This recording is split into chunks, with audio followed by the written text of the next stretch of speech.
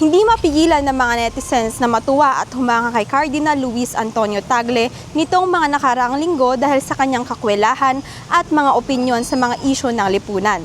Unang naging matunog ang pangalan ni Cardinal Tagle bago pa man magsimula ang conclave sa Vatican para sa pagpili ng bagong Santo Papa. Isa siya sa mga naging manok ng hindi lamang mga Pilipino, kundi mga taga-ibang bansa dahil sa kanyang progresibong pag-iisip tulad ng pagtanggap niya sa LGBTQ community at sa mga single mothers.